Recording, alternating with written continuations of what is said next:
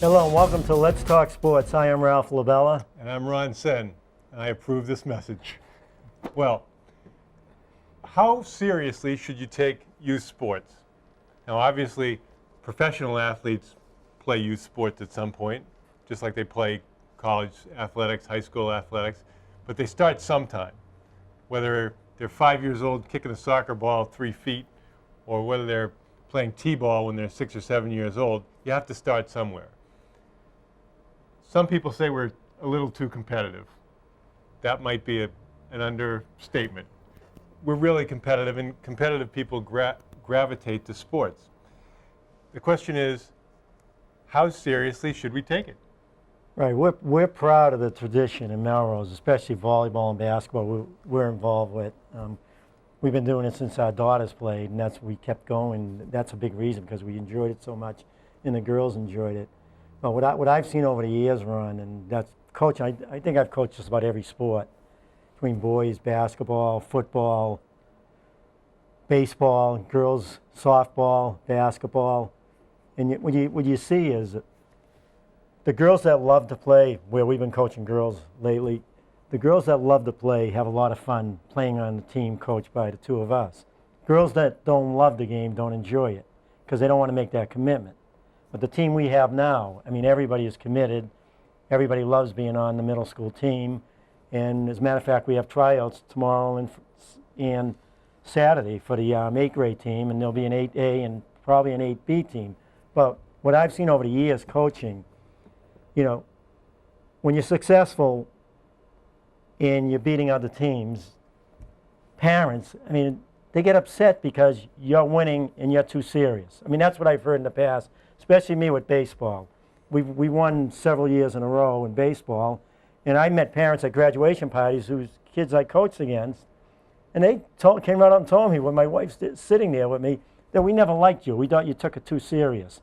And I just told them, was it maybe because, you know, we beat the team your son or daughter was on? And the lady said, yeah, you're probably right. But that happened a couple of times there. But the thing that gets me, Ron, is when you have these tryouts, and you're as fair as you can be, as we are, we talk it over, we really struggle with it. The thing that really bothers me, the players that don't make the team, that are talented but don't make it, I mean, very rarely do you have a parent come up to you and say, well, thank you for working with my daughter or my son. Thank you for spending the summers with my daughter, trying to make her better. They never come up and say that. What they do is they don't even look at you when they see you. You know, I mean, it doesn't, you know, it aggravates me a little, but to me, I say, well, big deal. You know, I work with your daughter, and now you're upsetting me because she doesn't make the team. Well, girls' sports is difficult. I think it's a little bit different than boys because girls put a big premium on being part of the team.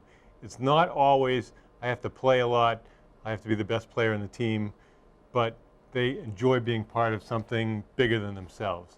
Boys, they like to be part of the team, but I think that there aren't too many boys who want to be the 12th player on the basketball team or whatever and hardly ever get to play just because they enjoy being part of the team. At least that's how I think most people look at it.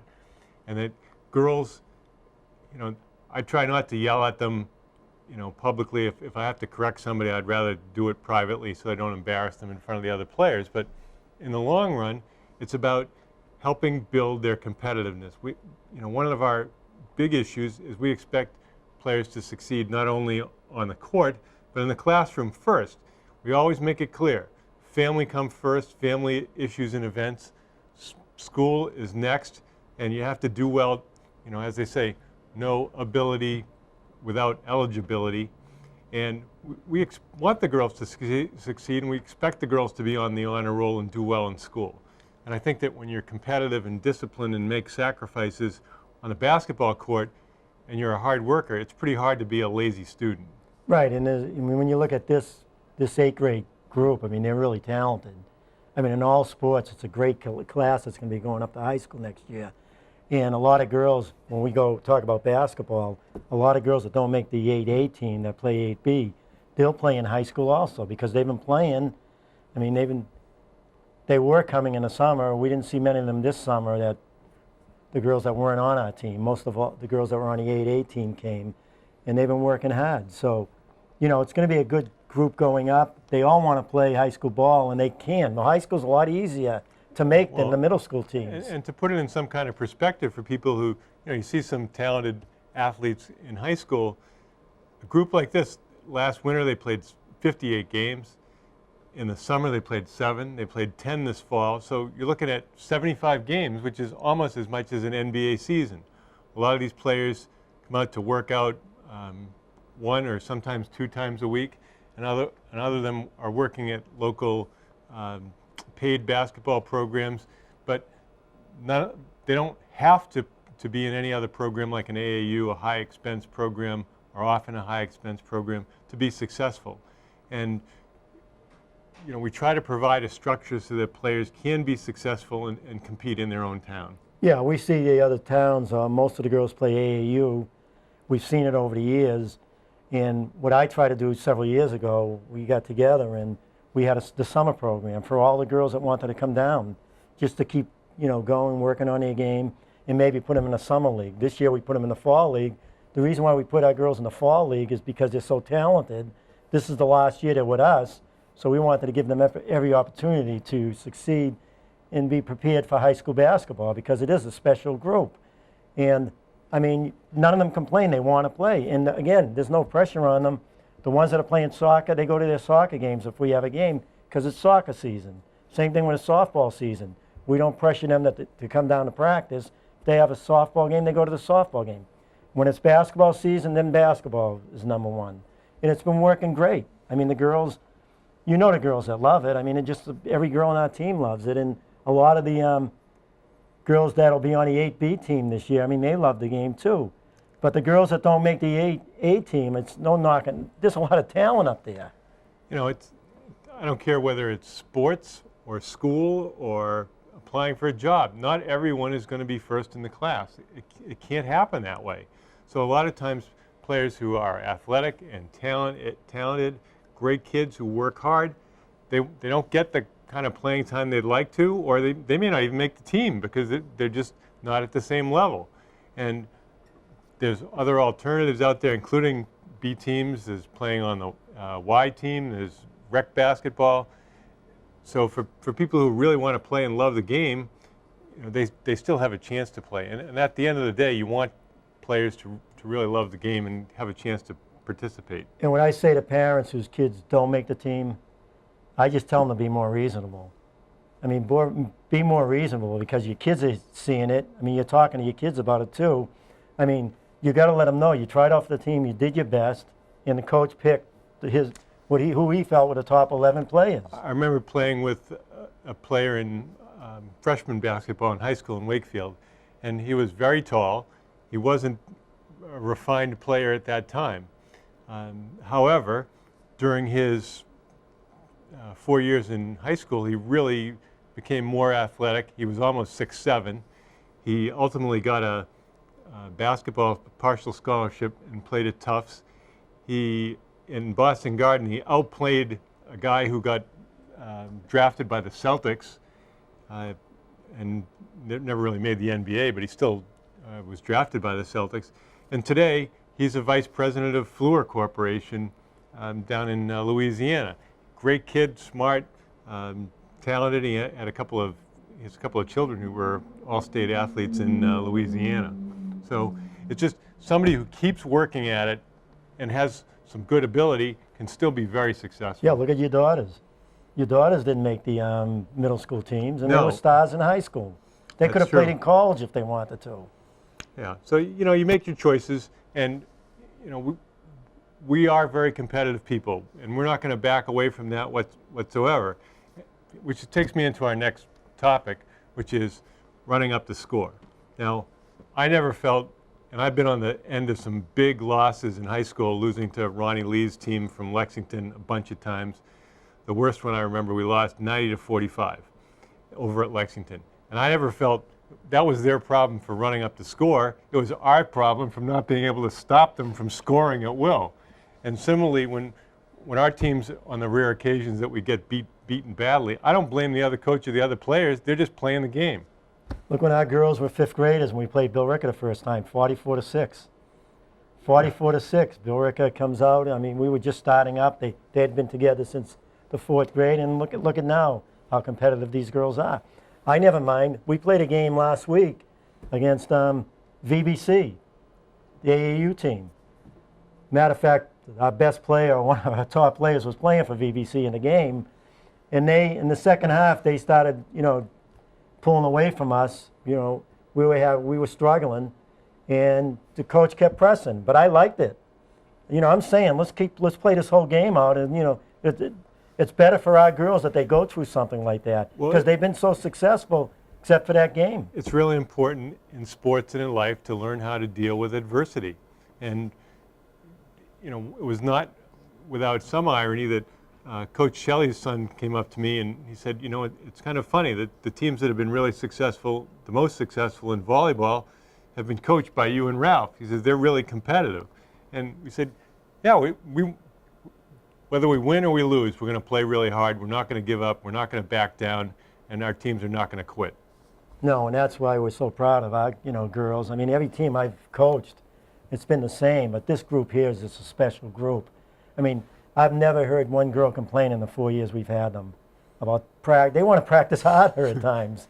I mean, in the games, we get down, again, thank God you're here at times when I got really upset at the girls last Saturday. Well, when you have a scrimmage, if you say, do you want to play another one, there's never a, no, we don't want to play another one. Of course we want to play another one. I mean, they would keep, their parents are waiting for them. They want to keep practicing. I mean, it's just a special group, a great group of girls, and same thing with the 8B team, the team that's going to be 8B this year. They're all special. I mean, they work hard. They really want to make that 8A team, but only 11 or 12 girls can make it. Right, if we wanted to have the most competitive team to win the most games, we wouldn't carry necessarily 12 players. We might go with 9 or 10. 10. But that's not our sole purpose. It's a developmental program, and a player who is, quote, the 12th player could end up being a star player someday. You just don't know. Well, and especially on our team, they could start just as well as come off the bench with our team. Right. I mean, you can just replace the starters from the girls coming off the bench. But we'll segue into last week's football game. Melrose played, who was it, Wilmington? Yeah. Now, Melrose scored on a lot of possessions in winning 56-3.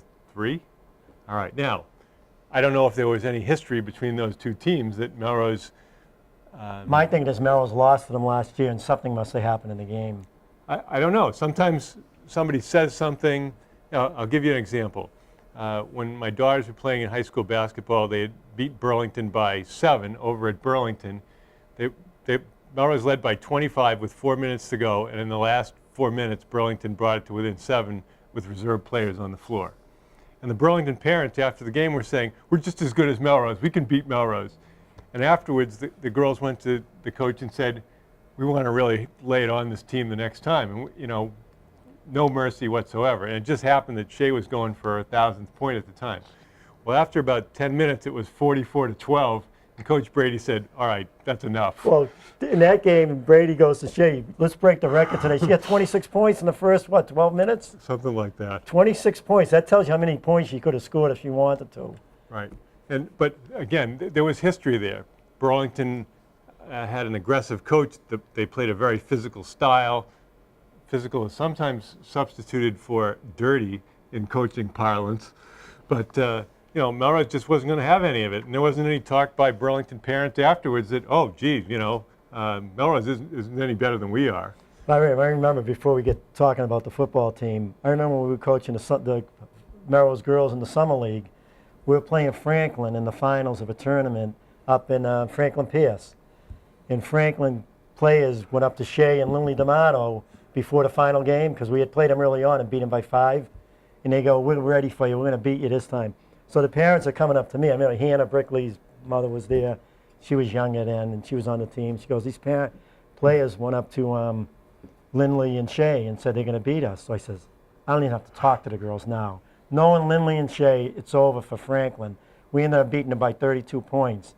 And that's the last thing you say to someone like Shea Petty, who plays maybe lets her teammates go out and play, do a lot of work just so they can get the work in. When they need her, she'll take charge. Well, the same thing happened against Westford in the postseason. There was an all-state player who was playing for Westford, and she makes her first shot, and she gets one of these jobs, and Shea's eyes fire was coming out of them, and Shea got 35 points, and Melrose killed them after that. Yeah.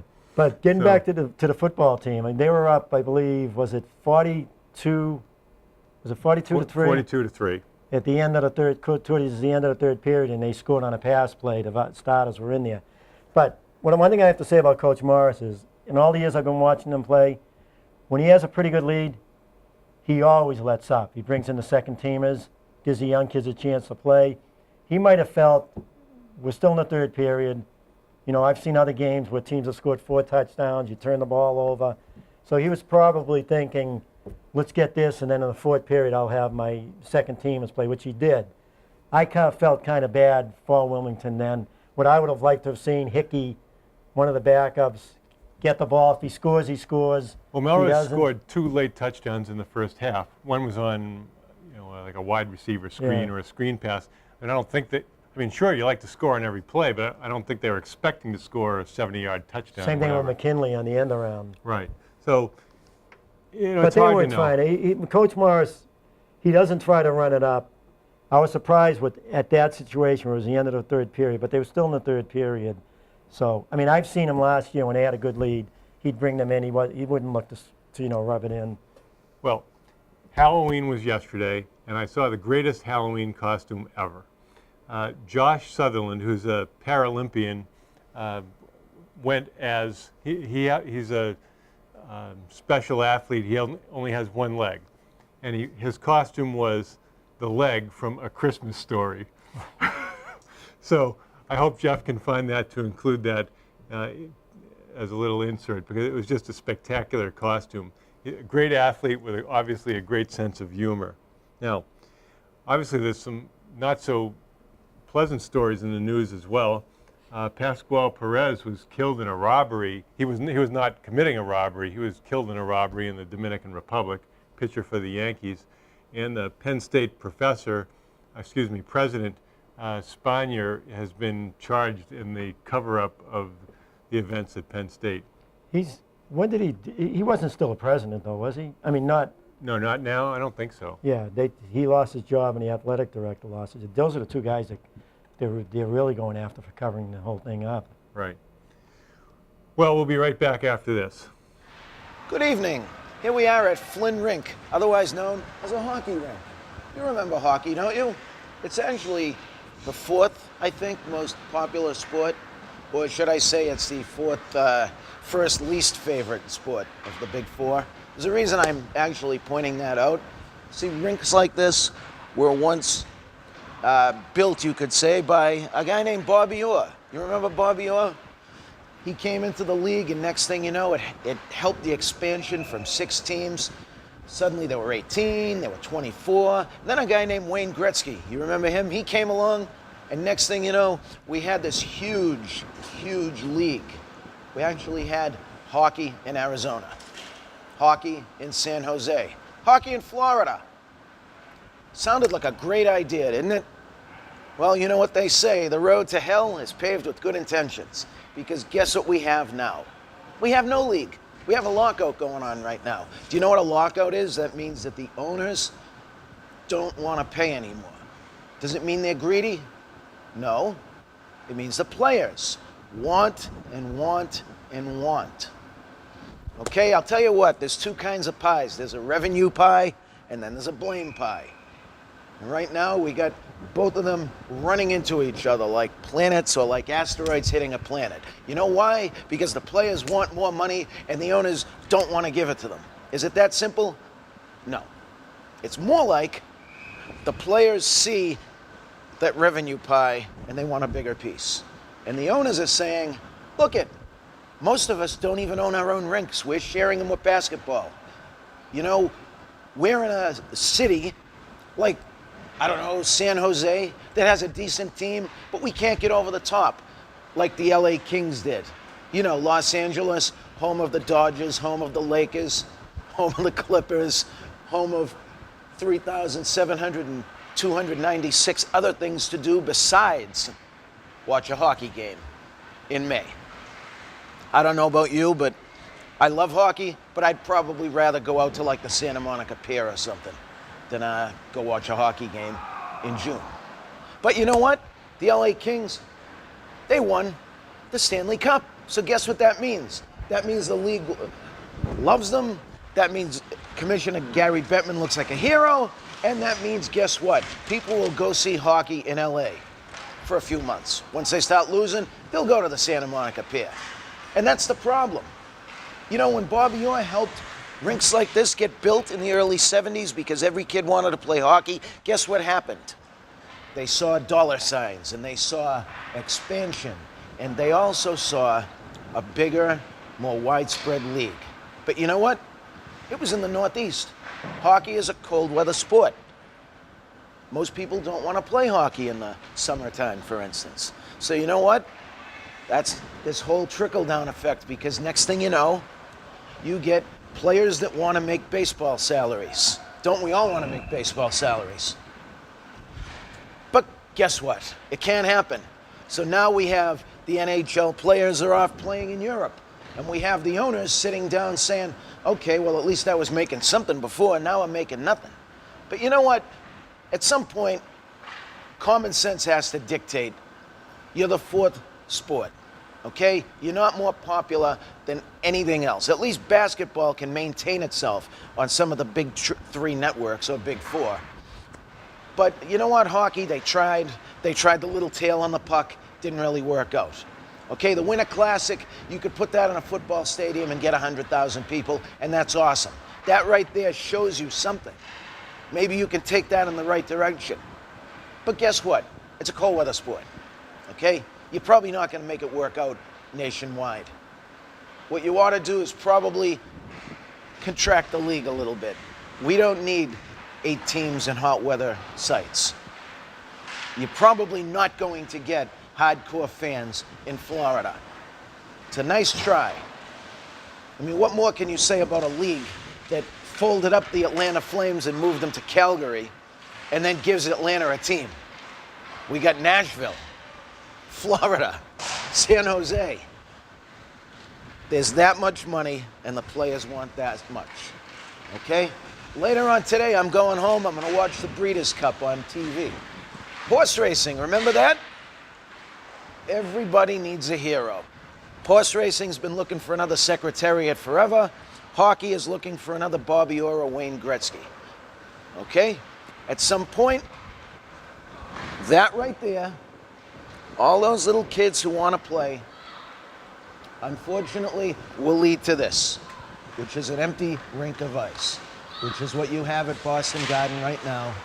And it's going to continue until everybody just gets on the same page and says, we have a buck, we need to split it up. But let's find the right way to split it up. Welcome back. Tonight for our sports conversation, we have a very special guest, the queen of local high school sports, the knight of the keyboard, Jen Gentile. Thanks for coming, Jen. Thank you. Start wherever you like. Okay, so the regular season has ended for Melrose High School. Out of the 6 or 7 varsity teams, 2 have made it to the postseason. Obviously, the volleyball team had made it through and is expected to do very well. The girls' soccer team actually just qualified last week, and sort of by the skin of their teeth, they just got enough points. I believe it's 18. A lot of those were based on ties, but they got in, and the coach will actually kind of laughed about it and said, you know, finally, it took them a while to do it, but they got in with a 4-1 win over Malden.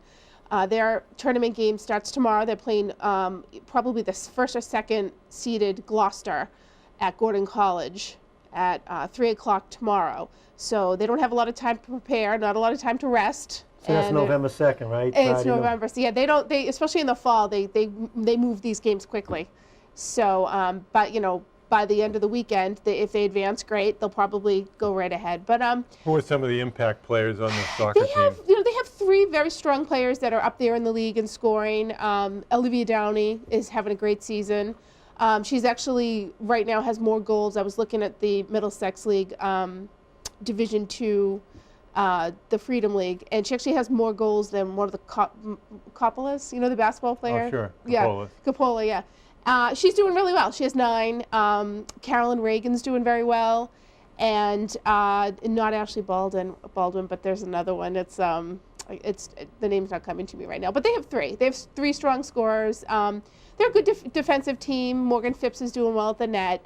I expect them to be competitive. If they pull off a win against Gloucester, it would be pretty shocking, but they're healthy. That's a huge thing because over the years, this team has struggled with a lot of concussions, which, as you guys know, is a huge high school issue now, especially in a sport like soccer with girls. It's plagued the team in the last few years, but they are healthy, and that's going to give them a little bit more of an advantage going into the playoffs as opposed to last year when a lot of their players were hurt and they were a little bit shorthanded. Are they mostly seniors in the team? They actually have about 9 seniors. They graduated a lot of seniors last year, so they were really, they're really going to be relying on new talent after this coming in. So yeah, they have some good players coming up, some good 8th graders that are playing on our basketball team. Do they really? Yeah. Some very good athletes. Oh, good. So that should help them a lot. Yeah. Well, I know Bill DeSimone's been very optimistic over time that they're getting to a top division team in the Middlesex League. It's tough. There's a lot of terrific teams. Winchester, Lexington, Belmont, always strong. And they struggled against the large teams. The large league is very strong. Are they quicker? Are the players quicker? Is that it? Well, I mean, Downey takes it to another level. They're not. I don't think they're as quick as last year's team. No, but I mean the other teams we're going up against. Oh well, yeah. I mean, why are we having some problems with the top teams? Well, I think a lot of it is the games are always very close. A lot of them end in ties. They were never blown out. It was just that the other teams had that extra punch that they didn't. Wilmington was the runaway favorite in the Middlesex Small. They're almost untouchable. I think they're undefeated. And the rest of the teams like Stoneham and Wakefield, they're on the same par as Melrose. Melrose probably should have won more games. They did in the beginning of the season. And as the second half of the season came, they kind of just sputtered out a little bit. And then they picked up enough to just get by into. So I think they need to really find some new momentum if they want to do well tomorrow against Gloucester. Well, I don't know how the systems go as far as coaching. Now, having just watched one boys game this year, since they lost considerable talent, to me it seemed they played what I would call kick and chase soccer, which is not pleasing to the eye as opposed to short passing, ball control, advance reverse the ball. And I don't know what kind of soccer they teach in middle school and youth soccer, but you want to see something that's pleasing to the eye. Right, and I actually think to some extent, I've seen that in the boys team too, a little bit. Although I think that they're a different team this year than they were last year. They didn't make the playoffs this year. They actually struggled a lot. But yeah, you're right. You don't see a lot of fancy footwork with this team, but they work hard. They move fast. They're a good defensive team. They don't allow that many goals to be scored. They're a team that, with all the right elements and everybody playing at their best, they could absolutely do okay in the playoffs. I think they have their work cut out with them with Gloucester, but, crazier things have happened. Right, in soccer you never know. You play a great defensive game, the goalie has a great game. That's right. Shut them down. Yeah, that's right. What do you think about football? Football, it's funny, because the Middlesex Small is such a strong league, anybody with, as a good record like Melrose, who is, 2-1 in the league and 5-3, I mean, that's you can't say it's not it's good. I don't know if they're gonna actually I don't know if they can take the title. I mean, they'd have to see Burlington, who's 3-0, they have to lose against Stoneham tomorrow night, just for anybody else to have a chance. And if they do beat Stoneham, they'll win the title because they're going to play Wilmington the following week, and that's lights out. So a lot hinges on their game with Stoneham tomorrow night. And Stoneham is obviously a very strong team too. So there's a lot of factors in this league. There's a lot of great teams playing it right now against each other. So it's kind of a mystery on what the trajectory will be. But I don't think that Coach Morris can be displeased with what he's seen on the field right now, particularly in the last 2 games where they've scored close to 100 points in 2 games. The offense has really picked up. I mean, they're primarily a defensive team, or started that way, and out of nowhere, the offense has really just clicked. Brian Real has turned into a passing quarterback. So I think he's got to be pleased with how they've performed in the last few games, and hopefully they can take that momentum and finish the season against 2 more tough teams, which will be Stoneham Wakefield, and if they finish 8-3, it'll just be like last year, and you can consider it another piece of success, I think. Well, it looks like Wakefield, a dynamic passing offense. I think their quarterback holds the school record for touchdowns and had over a 300-yard game. Yeah. So, and that's not Melrose's No. forte defensively. They're gonna have to prepare and come up with different options for that. You look at Burlington beats Wakefield pretty good. Right. I talked to one of the parents of one of the Wakefield players, and he said they just destroyed us. He goes, "You were right," because I talked to him before the game. I said Cruz is going to be the key. They're gonna concentrate on Adaya because he's a shifty runner, stronger. But Cruz gets an opening and he's gone. So they just destroyed Wakefield, and Wakefield comes back and beats Stoneham. And of all teams, yeah, I didn't see that coming. So I can't see Stoneham playing with Burlington, although we should have beat Burlington. That's we had right. that 2-point conversion with less than 3 minutes to Right. go, and they call it that we would have been up 1. So frustrating. McKinley Right. got the 2, ran it in, and they called the holding. Yep. And then a point after, the tie this game hits the upright. Right. And then we come back, score a touchdown. They score a touchdown. We score a touchdown. We get the onside kick. We get down to the 18-yard line, and time expires. Right. Right. And the way Foley's kicking the ball, Yeah. it's Foley, right? Yeah. Yeah. I mean, he would have, if they got him in position for one more play, he would have probably kicked it. That would have been unbelievable. And I think that Burlington is very lucky. I think they lucked out on that game. Melrose dominated in the second half. Yeah, I don't think that they don't deserve to be 3-0 right now, but they're very lucky they are against teams like Stone and Wakefield, who have 2 very strong teams. And they may not hold on to that position, but if they do, it's just going to be, I think, an indication of really what a strong league it is. I mean, you look at the large league, they're not good. Reading, they're Reading and a whole bunch of teams that don't have a winning record. No, Well, and of course we have the new playoff structure, which is going to be nutty next year because there'll be a 7-game season, then teams somehow picked for postseason after 7 games.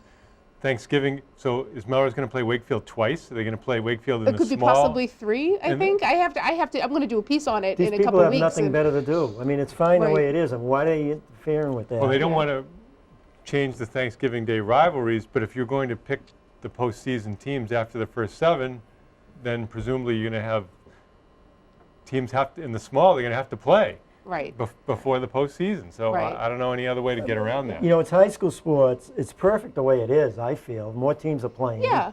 And I mean, you get have more the 2 different opportunities, divisions in each league. especially in the Middlesex. There's 2, and so there's now Reading isn't going to the Super Bowl every year. Now Wakefield can, or Melrose can, or this year maybe Burlington. So there is opportunity there. But one thing I got to say about the Melrose football team, Morris has a good program going now. Yep. The last 3 years he's had a lot of good football players. Right. And this is a tough league, and they've competed well. Absolutely. I mean, you lose Walsh and Croce last year as inside linebackers. Right. And the 2 Hanson brothers. Yep. And then look who comes in. You have Corellis, you have Griffin on the outside, you have Mercer and DeRaphael inside. I mean, you don't lose a beat. I mean, these kids can all play. And then you have these younger kids ready to come up. I didn't even know about the 10th graders they have. Yeah. There's a progression that I've seen from the first game to now with, DeRaphael, who's really just emerged as a huge promise for this team. I think he's only a sophomore. He's a junior, but he's taking a beating this year, too. Yeah. I mean, Mercer's the one who's staying. I mean, DeRaphael, I know. I talked to his father, and he's taking a beating. People don't realize how much these kids are hurting. Yeah. And they keep going out. Well, they seem to be doing everything. Yeah, DeRaphael and Mercer are doing almost everything besides Dean Anderson. Mercer's been unbelievable. Well, I think Mercer's great. lifted over 200 pounds, so he can probably take a little bit more punishment than But DeRaphael. they're both tough players because when they run the ball, they don't run it all that often. When they run the ball, you can't take either one of them down. Sure. You go up off tackle with the 2 of them. I mean, they're going to break a tackle. They're going to break a tackle. But Dean Anderson's had a fantastic year. Dean Anderson, he's up there. He's just slightly below Cruz and Odea in terms of touchdowns. I think he has 12. I could be wrong, either 9 or 12. But he is up there. I mean, he's definitely going to be an all-league player. And I'm sure Brian will probably be an all-league player. McKinley, I wouldn't be shocked to see him. McKinley's done a great job at cornerback since they put him in. And we've been saying that McKinley's got to get the ball in the open space more. Right. They got to find plays for him. And they have been a little lately. Yeah. But one thing I have to agree with the coaches, because I was on them big time. I know. Using McKinley more. Right. Get him the ball in the open space. But the thing with McKinley is he's taking some hits. Yeah. And he's not a big kid. So No, and he had some injuries early in the season, he had too. some injuries. But, I mean, I saw him get killed the last game a couple of times. He got hit hard. Yeah. You see him get up, but then he comes back in the game. But right. they may be using him right. But I still like to see him get the ball like the other day when he ran 60-some yards, I believe, Sure. at the end. Yeah. You know, he got him on an end around. Right. I like get him a flare pass, screen passes, perfect for someone like Yeah. him. Yeah, and Dean Anderson's going to do well. I mean, I'd like to see. I'm sure he'll play college ball. He's he's having a really good season. I hope some scouts are looking at him. I wish we had him last year. I mean, we had He was- Spencer yeah. Walsh and CJ, so we were okay there. But he was injured, and he's one of those players you wish you had for one more year. Well, he was great as a sophomore. I remember as a sophomore. I said he's gonna. Then he gets hurt as a junior, but Right. then he came back at the end of the year when they needed him. Sure. They needed him because Paul Hansen got hurt at the end of the year, and he filled in at one of the cornerback slots at the end of the year and did a good job. Now 3-0 loss to Wakefield. He was very good at cornerback. Well, people are tired of hearing us talk about volleyball, so why don't you tell us your observations? Most of my observations sort of mirror yours. I mean, I think the game against Newton North, Tuesday night it was terrific volleyball. If anybody was coming just to see two of the best teams in the state play, you couldn't have been disappointed. Obviously, the outcome for Melrose, it was disappointing. I mean, to go 5 sets and a little bit of a letdown. But you know, it was a kind of highlighted that Melrose is probably the best team in Division II. Are There could've they been two are they top better teams. than Newton North? Probably not, but very, very close in talent. Very close. Well, and then Lincoln Sudbury, who's been highly ranked all season after Melrose hammered them last year, and Newton North played Lincoln Sudbury yesterday and beat them 3-0. So Right. it shows. Yeah. And they beat Barnstable 3-2. Right, and Newton North beat Barnstable. So we're right up there in the top few teams. Those Right. could have been the top 2 teams in the state. Yeah. When you really look at it. Right. This was my first look at Newton North. They have enormous size. I think maybe 3 or 4 of their starters were all over 5'9", which I thought was interesting. And I think it is sort of the front row intimidated our hitters in the beginning. The first set was just a mess. And I think a lot of our hitters just couldn't make peace with how big the girls were in the front. And they were overhitting, they were going out of bounds. It wasn't pretty. But I think they pulled it together in the second set. They felt a little more comfortable with the girls up front. And maybe it says something to their competition this year, Melrose. They're not used to a team being the block. We're the ones that block the balls at the net. We're the ones that, Rachel and Kayla jump up and we stuff them. To have it back, it's a little jolting Well, because you don't see different- it off very often. You see different structures in college volleyball. For example, a lot more back row hitting, not much impact of blocking on back row hitting. A lot more short sets because the timing of the blockers is disrupted by the short set. And a lot more hitting emphasized from the corners than in the middle. So, I'm certainly not being critical because Melrose has been astonishingly successful with what they're doing, but sometimes it's good to have even more versatility than they've had. I mean, they certainly moved Sure. Sarah McGowan and some other people around to try to get better hitting angles. Right. Well, a loss like that usually makes them a lot better. I mean, when they go over to film of that match, I mean, you're playing, again, maybe one of the top 2 teams in the state. The way I looked at that match is Merrill started off playing poor, and Newton North played real good in the first set. Yeah. Merrill's got it going the way I knew they would, finally, Sure. as the second set went on. Not right from the beginning, but as the second set went on. And then in that third set, you could see it. I looked at Brooke. You could see how confident they were. All the girls were really up for it. Yeah. And when they get to that point where the other team has to work so hard to even get a point from Melrose, Yeah. Melrose is so locked in. Right there, I said Melrose is going to win the next, they had the next 3 sets because you Right. could see it. And then all of a sudden, as in volleyball, the momentum swung, and then Newton North started feeling good about themselves, and Sure. then Merrill started hitting out. Yeah. It really went back and forth. Yeah. But that 4th set, I'm not going to tell you what, you know what I said earlier before we Yeah. even started taping this. Yeah. What I thought caused the big reason why they lost. They could have won it, but I just think their strategy at the end was poor. Sure. And that's why they lost. It wasn't the way that they couldn't play with them. Right. Their strategy just wasn't. I think in clutch on- situations, it never hurts to go with Sarah McGowan. Well, And every year you have a player that you can put in their hands, and she's going to be. I mean, every other hitter comes through and they do amazing things, but she always will get the job done. I love what Duke coach Mike Krzyzewski says. It's not about running plays, it's about making plays. And when crunch time came, Melrose just couldn't make quite enough plays, and Sure. Newton North did down the Yeah. stretch. Well, Newton North actually had 3 hitters that had over 10 kills in the game, which is kind of unusual to see. Usually teams have boast 1 or 2. So it just showed a lot of strength. I had my eye on 24 the whole time, she didn't even have the most numbers of the night. Number 8 was very strong. They had 4 of them that were good. They boasted a lot of hitting. Well, their setter / hitter, the lefty Brazda, is apparently a high school All-American, and she's a D1 player going. Is this their setter, right? Right, 42. Yeah, she was good. She's going to Bucknell. So She is, okay. Anyway, she must be a good student. Their as well. libero's real good too. The Their whole libero team's good. libero had really great serving, I noticed, and she was very strategic in where she served, I noticed. But I also thought the one weakness I found on this team was their serving.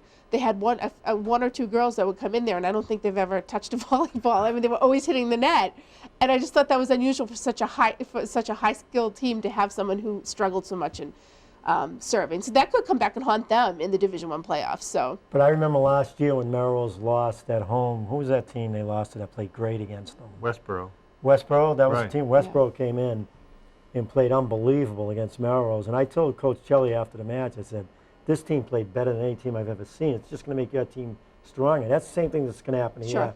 I don't think anybody will touch him from here on I out. don't think so, because they just released, and I should say this, they released the brackets. Melrose will be playing the winner of, I think, Burlington and Stoneham on Tuesday at home. So it's sort of like going back down into the Middlesex League again, and that's all right. So we're going to have a week or two of lesser competition. So basically, Melrose will be playing Burlington on Tuesday. Sure. Yeah. And then after that, I think there is a, oh my gosh, I think it was a O'Brien? Is that in Division II? They'll be long gone. Yeah, so I think it's going to be an easy road to the D2. They probably run into Arlington Catholic. Yeah, Well, I think they'll get Fenwick in the semifinals and Right. AC in the finals. Well, Exactly. we're looking for them to go to the final. I mean, they should be in the Final Four. If they don't Absolutely. have any injuries, I mean, the way this team can play, Sure. I mean, I can't see. I know Bishop Fenwick gave them a good match over there, but I can't see them playing with It's them. going to be, it is going to be an easy road to get to the D2 North. That'll be fine. It's going to be after that'll be interesting to see who their competition will be. They're not going to see, I don't think they're going to see the same type of play against like Newton North. Oh, That is probably the strongest they'll see. Well, they could see Westboro again if they Right. get to the semifinals, or Medfield. Those teams are obviously very strong from the Sure. central area. Sure. But they'll be. I mean, I said it right after the Marlboro game last year when they lost in the finals Right. that they're going to win it this year. They Yeah. should be the #1 team. And I thought this game on Tuesday night reminded me of the Marlboro game in many ways. It went 5 sets. I don't think Marlboro did. I think they went 4 4. sets, I right? think this team's better than Marlboro. Yeah, last it reminded year. me of the momentum shift in the maybe finding some holes a little bit. The other team poking at Melrose. But I think that, in order for Melrose to do well in the in the state game, let's say they go all the way, they need to have all their hitters working. They can't just have Sarah do all the work. Well, I think Coach Chelly's going to look at the film here and he's going to see the main Right. reason why they lost. Right. They And need it's- Rachel. They It need wasn't Jen. because of talent. No, they need Rachel. They need Jen, and they need Sarah, and they need Right. them working together. Right. Right. And for them to do that, they all have to be working. Right. They all have Well- to have a good night. Jeff just brought out the brackets from MIAA, and AC and Fenwick are on the same side of the bracket. Melrose really doesn't have any strong Wow. teams on their side. Stoneham, Winchester, Burlington are the strongest teams on their side. So they're not to disrespect the other teams, but Right. they don't really have a prayer of getting Right. past Melrose Right. on that side of the bracket. On the other side, probably Fenwick and AC will be the battle. And North Reading's been playing a little bit better lately, and they play Faye Bardilla's Weston team in the first round. The gentleman that was here with the volleyball facility down the South Shore. So should be interesting. It'll be interesting to see what he does. Let's say we have 3 or 4 games of low-level competition. If he uses the opportunity to use his bench, or is he going to, stick with what works? Well, the first Melrose plays the Stoneham Winchester winner, which is probably going to be Winchester.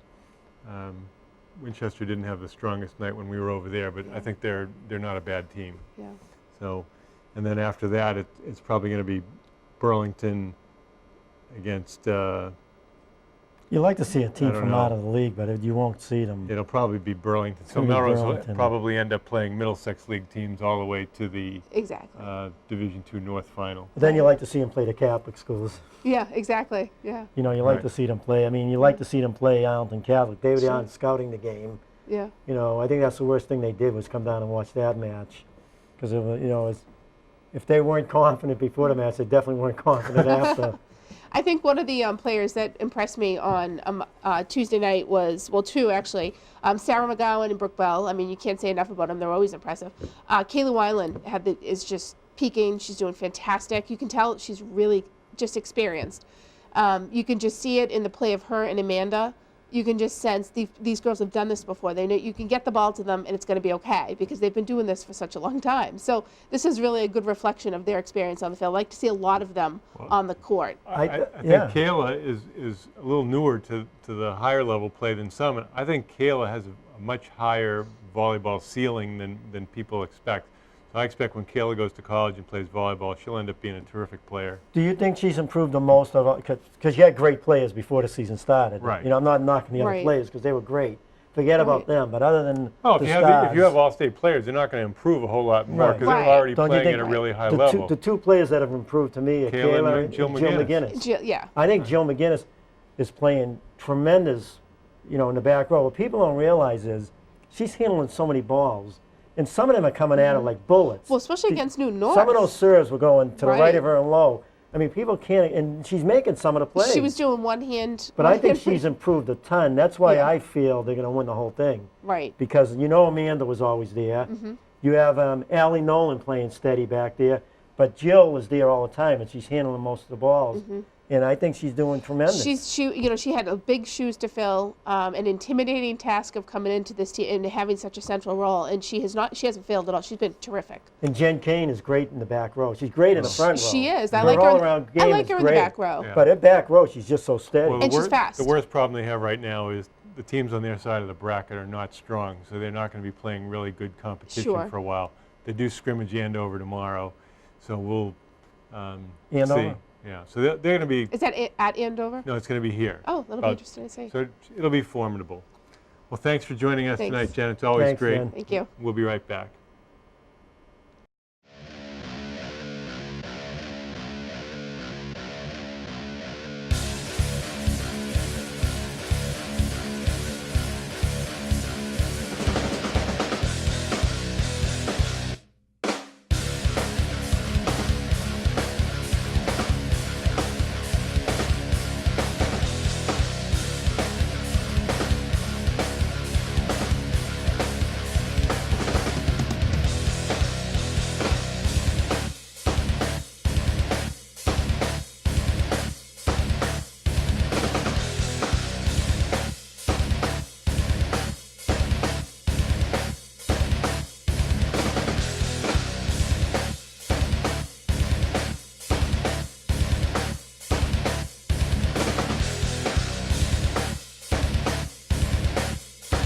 At Athletic Evolution, it starts with a purpose and ends with your success. Visit our website or drop into our training facility at 78B Olympia Avenue, Woburn, Mass. Athletic Evolution, giving you the edge. Welcome back. New England goes to Old England. Well, those European trips has worked out pretty well for the Patriots as they handed the hapless Rams their hats. I know the Rams started off. I said, "Oh no, here we go again with the passing game." They score right away, long pass. Well, Wilson's done a good gets- job, but he got spun around like a top. I think now he understands how to play a cover two. You can take the long pass away, but I like him though. He's made plays. He got beat Right. big time on 2 plays in the last couple of games, but I like him. I think he's a talented player. Denard too. I like Denard. Yeah, and obviously they made a huge trade today.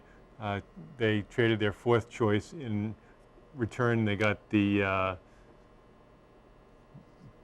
Tampa's cornerback, Alib Takeev Alib, whatever, who's 6'1", about 205, 210, real good cover guy. He's had a little bit of, he's rough around the edges, let's say. He's currently on suspension for performance-enhancing drugs using an ADD drug. formerly known as an amphetamine. But, a good cover guy, that will help them a lot. Yeah, he will help him a lot. He has one more game, so he'll miss the Buffalo game, but he'll be back after that. And I mean, if he's as good as everybody's saying, that's a great pickup for them. Maybe McCourty, when Gregory gets healthy, maybe they'll move McCourty back. You'll have Chung and Gregory if Chung ever gets healthy. He hits so hard, Chung. He's always hurt, injured. But, who knows? If they start blitzing like they did last game and putting pressure on the quarterback, good things may happen. You know my feeling, Ron. The problem with that defensive line, all the pressure's from the outside. That's not good. Well, I know you like Dennard, and at least he's in the vicinity of the receivers. But the defensive line, people don't understand. You have Will Falk and Love. They're both smallish, big, fat linemen, who can hold up in the middle. But the problem with that is there's no height. So when they put pressure up the middle, which they really do, Will Falk once in a while, they can't get their hands up high enough to make the quarterback, have problems looking downfield, where a lot of teams have their big linemen come up, and at times you see Brady looking, getting pressure up the middle, and it makes it difficult. It's so easy for the quarterback. So that's another, not only the cornerbacks, it's the line. Well, I think they've subbed in Cunningham at times into the middle. They put him in the inside. Yeah, and then that gives him more speed and more size. He's a little taller. Francis, too, played pretty good last game from Rutgers. So, and then a lot of emphasis on having Hightower back. Hightower is one of these, he's a rookie, but he's an old head. He's one of these guys with a lot of football savvy. And, the Southeastern Conference trio with Mayo, Hightower, and Spikes. These guys are big. They're pretty fast, and they can really hit. I think they're going to get better and better. I just hope Belichick lets him play. He's too safe on defense, too vanilla. Last game you saw the difference when they blitz more. Spikes got in there a few times, Mayo, and if you put pressure on the quarterback, that makes him uncomfortable. So I'm hoping they keep that up. Because remember when they won the Super Bowl? That's what they used to do all the time, Ron. Well, obviously in Vrabel used to blitz from the outside. In 2001, Vrabel's blitz, he hit Kurt Warner, and then Ty Law got the interception, which he took to the house. That was really the play that started the Patriots' run. They have a lot of issues. We're going to see what's going to happen. I don't know who they're going to. Well, they cut Moore yesterday, and who was that? They released somebody else this week. Yeah, they picked up Rivera, or they released Carpenter. Oh yeah, Carpenter. They released him now. I like Rivera. Apparently, the rules are if you release the players before the trading deadline, then they don't go through waivers. They can't just be picked up. So you can kind of stash them if you say, well, they do that a lot. Yeah, well, we'll bring you back in 2 weeks or whatever. And they're already paying Salas the full salary of a rookie, even though he's on the practice squad, the wide receiver. So obviously they still think he's going to have a role going forward. What do you think of that offensive line? I think they're really coming together, Ron. Mankins, the 2 games they scored all those points, he's been out. The Buffalo game, they scored 50-something in that game, didn't they? Well, if Vollmer can stay healthy. He's the key. Right. So Solder and him a tackle. And they had some pretty good runs. Ridley had a good game, had several He's long a good runs. runner. If he can hold on to the ball, Vereen. Right, Vereen, and Woodhead's been a very solid. He's had some big plays. Third back. So, obviously there's health issues, and this is the National Football League. Gronkowski's been banged up, but he's still playing very hard. And what can you say about Gronkowski's celebrations? Nutcracker? Yeah. He called it the Nutcracker. The Nutcracker dude. Changing of the guard. The Palace guard. He's something, though, huh? But when we talked a little about last show, what was the best catch he made? Oh, the one down near the end zone. Yeah, he's looking back. It's practically behind his head. But, I thought that was a good pass by Brady because the safety was coming over, and Brady tried to get the ball away from the safety. Yeah, well, if Welker could have caught a ball like that, they would be won the Super Bowl last year, too. But you look at them, though, Ron, we're positive. So if they keep going in the right direction, they have a shot to win the Super Bowl or get there. They have the offense, but the defense is going to be the key. Can they put enough pressure on the quarterback? No matter how good your safeties are and the cornerbacks, if you don't put pressure up the middle, forget about it. Well, and you look at, they're still going to face, 2 strong teams in Houston and San Francisco down the stretch. not only are you going to play strong teams, you're going to play physical teams that, you know, you hope you come out of those games reasonably healthy. But those are the games you love. You love those games, you know, and, you know, Brady gets up for those games, the offense will be ready. I mean, if they're playing good football leading up to those two games, I think they're going to take both of them, and they'll become one of the favorites. Well, and nobody would accuse the Patriots' defense right now of being a finesse defense. That's for sure. You know, the guy we haven't mentioned at all is Chandler Jones. He's got 6 sacks, leads all rookies, getting a lot of pressure in there, and, you know, he seems to have a real knack to get to the quarterback. Now, Hightower is a different deal. He just looks like a nasty guy. Well, he's almost 280, Hightower. Yeah, he just looks like he enjoys going in and causing havoc. With Spikes and him, and Mayo's his own. Mayo makes the plays downfield. He's good covering the receivers, the tight ends coming out. Spikes is vicious too. Yeah, Spikes on runs is just vicious, but against the pass, he hurts them. He's not that quick. It's the problem. But, you know, I'm positive. I think they're going to keep getting better and better. Well, how about the Celtics? They kind of laid an egg on opening night. Well, they made a run in the fourth period. They got it down to 4 when LeBron was, you know, he was getting leg cramps, so he wasn't in there. Yeah, Leandro Barbosa. Guy can shoot. Say You know, that. and Lee looked good too. The thing with them, and you know, Green didn't have a good game, but the key is, we said the key is the defense. If they become a very good defensive team, they're going to be really good because they're going to score enough. But you've got to play great defense. Well, you have a lot of new players, and as a result, you know, it's hard to have those seamless integration into a complex defense. But with Garnett there, you know they're always going to be good defensively, and he'll work with those guys. I want to see them play the big guys. They didn't play any of the big guys last game. You know, it was mostly Bass. Sullinger played a little. Well, they got real small in the fourth quarter. Rivers' biggest mistake was when he put Sullinger in there for Garnett, and Sullinger was a center. He's not a center. He's a power forward. You know, Sullinger can't cover the big guy in the other team, and he's got the other big guy covering him. Well, I don't know if Wilcox is even in shape. Yeah, he's Collins, not ready. you know, so. But it's all defense run. But what'd you think about that play, Rondo, with Wade? Did you see that? Yeah, you know, it's, you know, Rondo's got a chip on his shoulder, and you know, it wasn't vicious. It was maybe a little bit of a, you know, tacky play. You know what I would have loved to have seen him? I would have loved to have seen him deck him. You don't want him to get hurt, but I would have loved to see him when Rondo grabbed him, just throw him to the floor. Because Wade is the dirtiest player in the league that no one knows about. He's sneaky dirty. He did it to Pierce 2 years ago in the playoffs when he jammed Pierce on the baseline, and they should have thrown him out of the game, and they just gave him a flagrant 1 on that play. He collapsed on Rondo's arm last year. He on purpose, and he said, "Oh, he's sorry." He hooked Rondo on that 2 minutes before then when he went to the basket. He hooked Rondo, and the ref didn't call it. Rondo complained to the ref, and they called technical on Rondo. Well, who do you blame there? I blame the ref. I mean, don't tell me the ref didn't see that. Because it's Wade, he's not going to call it? Yeah, pretty much. And then one of the most important situations in the game, right? The Celtics are making a run. Rondo's all over. Rondo's feeling good. He hooks him big time. The ref's right there and doesn't call it. So what do they expect? Now Rondo's bull. He gets hit with a technical, and Wade's taking advantage of him. So now Wade goes to the basket. Not only what Wade did to him last year, what he's done to Pierce and other players, again, he's sneaky dirty. So Rondo said, this time here, I'm going to get him. The game was over, you know, and I'm going to get him. And he didn't even hurt him. He just grabbed him. I thought Rondo played okay. You know, he had played good. 20 points, 13 rebounds, 13 assists. He did his job. He got to the basket. He hits him out a couple of jumpers.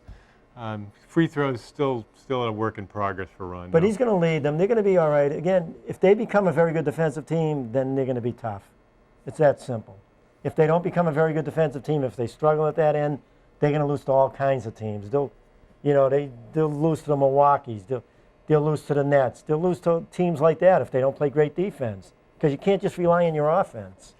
Well, it's always going to be an interesting year. There's a lot of new teams. The Lakers didn't look so great on opening night. They're all run. They're not going to do anything. I mean, they're real. When they say, I mean, Kobe's not going to be able to do what he used to do. He's going to have some games where he's on like Pierce. Well, he came in with an injured foot, but when you get old, you start getting injuries. And Nash is the point guard playing with him. They think that Nash isn't the same player he was a couple of years ago.